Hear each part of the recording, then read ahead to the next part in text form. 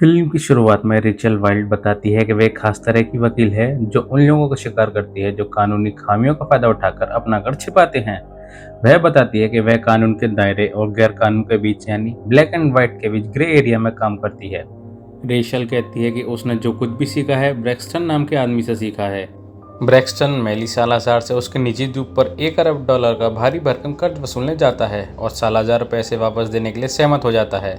यह पैसे Spencer Goldstein asset management द्वारा उधार दिया गया था, इसलिए ब्रैक्सटन स्पेंसर गोल्डस्टीन का एग्जीक्यूटिव बॉबी शीन को फ़ोन करके यह जानकारी देता है। लेकिन तभी सालाजार का गुर्गा ओलाफसन ब्रैक्सटन और उसके बॉडीगार्ड की गोली मारकर हत्या कर देता है और इसके बाद वो भुगतान भी खत्म कर देता है। कुछ समय बाद रेचल बॉबी से मिलती है और जिद करती है कि वह सालाजार से पूरा कर्ज वसूल सकती है। रेचल रिकवर की गई रकम का 10% कमीशन मांगती है और दावा करती है कि यह काम उसके अलावा कोई नहीं कर सकता, लेकिन यह शर्त तभी लागू होगी जब वह पूरी रकम रिकवर करा ले। रेचल अपने दो भरोसेमंद आदमी सिड और ब्रोंको को बुलाती है जो निगरानी और सुरक्षित निकालने के काम में माहिर हैं, ताकि वे सालाजार से रिकवरी के मिशन में मदद कर सकें। रेचल सालाजार के बड़े वकील विलियम से मुलाकात करती है ताकि सालाजार तक पहुंच बनाई जा सके, लेकिन वकील किसी भी तरह की मदद करने से इनकार कर देता है। रेचल उसे चेतावनी देती है कि वह उसके लिए बहुत महंगी मुसीबत खड़ी कर देगी, लेकिन वह वकील टस से मस नहीं होता। इसके बाद रेचल सिड को सऊदी अरब भेजती है, जहां वह स्थानीय अधिकारियों को उस होटल के नियमों के उल्लंघन की जानकारी देता है जिसे सालाजार बनवा रहा था। इससे विलियम को भारी नुकसान होता है और सालाजार उसकी सैलरी से लाखों डॉलर काट लेता है। इसके बाद सिड एक पोर्ट वर्कर को रिश्वत देकर कंस्ट्रक्शन कंपनी के स्टील को जब्त करवा देता है, जिससे सालाजार को और ज़्यादा नुकसान होता है। इसी बीच ब्रोंको सालाजार के द्वीप पर जाता है, जहां वह एक ऑयल रिग को नुकसान पहुंचाता है और अधिकारियों को अलर्ट कर देता है, जिससे सालाजार को फिर से लाखों डॉलर का घाटा होता है।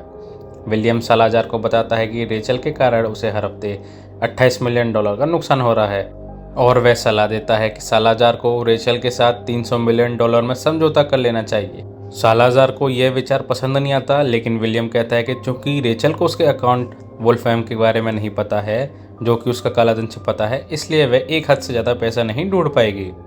ब्रोंको ने विलियम के दफ्तर में गुप्त रूप से सुनने वाला बग लगा दिया था, जिसकी वजह से उन्हें तुरंत वोल्फगैंग के बारे में पता चल जाता है। सिड एक निवेशक बनकर वोल्फगैंग की पार्टी में जाता है और जानबूझकर बैकगेमन का खेल हार जाता है ताकि वह उसे भुगतान के रूप में एक मूर्ति दे सके। वह मूर्ति असल में एक बगिंग डिवाइस होती है, जिसकी मदद से रेचल की टीम वोल्फगैंग के कंप्यूटर को हैक कर लेती है। रेचल की हैकर क्लोवर छिपी हुई संपत्तियों को उजागर कर देती है, जिन्हें रेचल कोर्ट के जरिए जब्त कराने पहुंच जाती है। इससे विलियम बौखला जाता है और वो रेचल को फ़ोन करके $300 मिलियन का प्रस्ताव देता है, लेकिन रेचल मना कर देती है और वह सालाजार से सीधे मिलने की जिद करती है। द्वीप पर ब्रोंको, सिड और उनकी टीम बेकर, रेयस, डन और मोरेनो एक सेफ हाउस बनाते हैं और हथियार जुटाते हैं। वे मीटिंग के बाद रेचल को द्वीप से सुरक्षित बाहर निकालने की तैयारी करते हैं, चाहे हालात कैसे भी हों। टीम अलग अलग रास्तों का अभ्यास करती है और यह समय सटीक रूप से नापती है कि सबसे तेज रास्ता कौन सा है। द्वीप से निकलने के 3 संभावित रास्ते होते हैं। पहला रास्ता कार से होता है, लेकिन यह समझकर कि मोटरसाइकिलें ज़्यादा तेज होंगी क्योंकि कारें ट्रैफिक में फंस जाती हैं, टीम बाइकों पर अभ्यास करती है।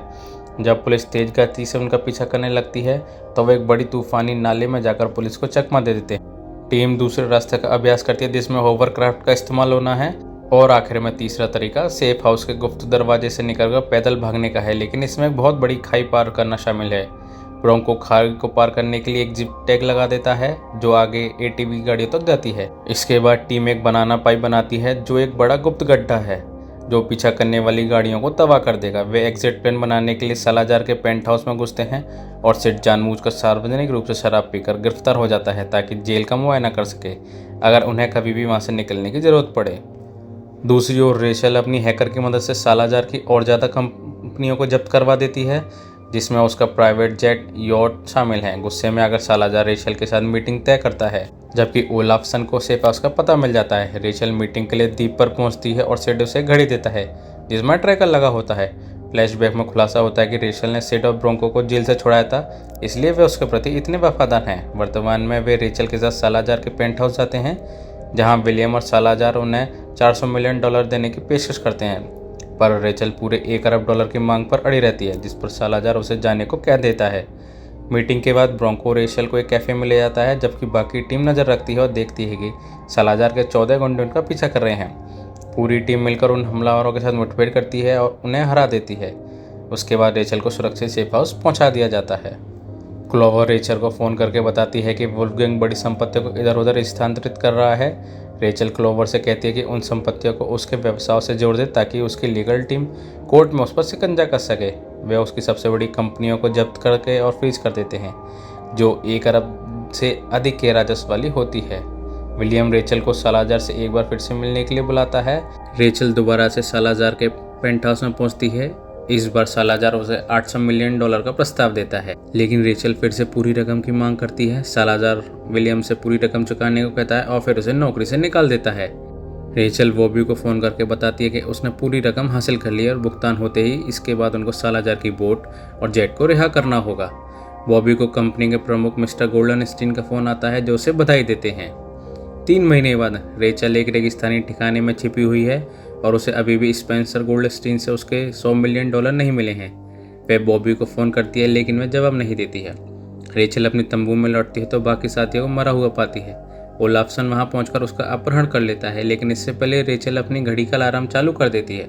दूसरी ओर बॉबी अपने दफ्तर पर ट्रेडमिल पर दौड़ रही होती है जब सिड और ब्रोंको अचानक उसके सामने आ जाते हैं। वे उसे बताते हैं कि सालाजार ने रेचल को पकड़ लिया है। बॉबी उनसे कहती है कि मामला संभाला जा रहा है, लेकिन वे ये जानकर भड़क जाते हैं कि कोई कार्रवाई नहीं की जा रही और रेचल ने उसका अब तक पैसा भी नहीं लौटाया है। जाने से पहले ब्रोंको से चेतावनी देता है कि वे अपना कर चुका दे। आइलैंड पर ओलाफ्सन रेचल को सालाजार के सामने बैठाता है। सालाजार जानना चाहता है कि उसकी गाड़ियाँ चीज़ें अभी तक क्यों नहीं लौटाएगी और कहता है कि अगर उसकी चीज़ें वापस नहीं मिली तो वह उसके टुकड़े टुकड़े कर देगा। रेचल को छुड़ाने के लिए पूरी टीम फिर से सालाजार के द्वीप पर लौटती है जिसे जेल में रखा गया है। सिड और ब्रोंको पुलिस का वेश बदलकर स्टेशन में घुसते हैं जहां वे रेचल को एक सेल में पाते हैं और उसे आज़ाद कराते हैं। बाहर निकलते समय वे पकड़े जाते हैं और गोलाबारी शुरू हो जाती है, इसलिए बेकर एक धमाका करता है ताकि वे इमारत के किनारे से भाग सकें। वे रेचल को एक गाड़ी में बिठाते हैं और कई गाड़ियां उनका पीछा करती हैं। टीम उन्हें अपने पहले से तय के रास्ते पर ले जाती है जो जासूसियों और जाल से भरा होता है।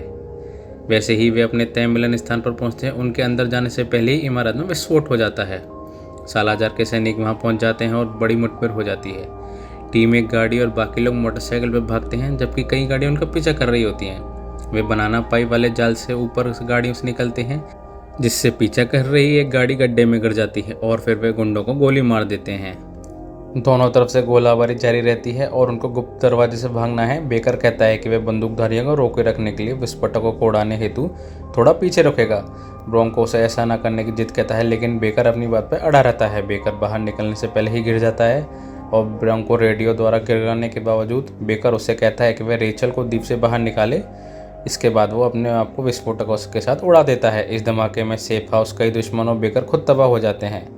ग्रुप जिप लाइन के जरिए खाई को पार करता है और सिड तथा ब्रोंको रेचल को एक एटीवी में बिठाकर बाकी टीम से मिलाने नाव की तरफ ले जाते हैं ताकि वे लोग द्वीप से निकल सकें। वहीं ओलाफ्सन एक हेलीकॉप्टर से उन पर गोलियां बरसाते हुए पीछा करता है, लेकिन ब्रोंको हेलीकॉप्टर पर रॉकेट लॉन्चर दागकर उसे नष्ट कर देता है। वे नाव पर रेयस, डन और मोरेनो से मिलते हैं जहाँ ब्रोंको उन्हें बताता है कि बेकर अब नहीं रहा। सिड और ब्रोंको रेचल को बाकी लड़कों के साथ नाव पर छोड़कर रवाना कर देते हैं। कुछ समय बाद रेचल बॉबी से उसके दफ्तर में मिलती है और बताती है कि आखिरकार उसे उसके पैसे मिल गए हैं और बॉबी ने लालच में आकर सीमा पार की जिसके सब कुछ बर्बाद हो गया। बॉबी उसे बताती है कि सालाजार गायब हो गया है, लेकिन फ्लैशबैक में दिखाया जाता है कि सिड और ब्रोंको पैरामेडिक्स का रूप धरकर सालाजार के पेंट हाउस लौटते हैं जहाँ ब्रोंको उसे बेहोश कर देता है और वे उसे स्ट्रेचर पर एम्बुलेंस में ले जाते हैं। फिर वे दोनों उसे एक शिपिंग क्रेट में बंद करके मियामी भेज देते हैं और साथ ही इसकी सूचना FBI को दे देते हैं। FBI वाले सालाजार को ढूंढ लेते हैं। वहीं रेचल बॉबी से कहती है कि सालाजार अपने आपराधिक संगठन को फंडिंग देने के लिए स्पेंसर गोल्डस्टीन के खिलाफ सरकारी गवाह बनेगा और बॉबी को इसकी बलि चढ़ानी पड़ेगी। बॉबी दावा करती है कि यह सच नहीं है और रेचल उसे अलविदा कहती है क्योंकि बॉबी के वरिष्ठ अधिकारी उसे इमरजेंसी फ़ोन पर कॉल करते हैं। साफ है कि वह बहुत बड़ी मुसीबत में फंस चुकी है। इसी के साथ ये मूवी एंड होती है। वीडियो देखने के लिए धन्यवाद।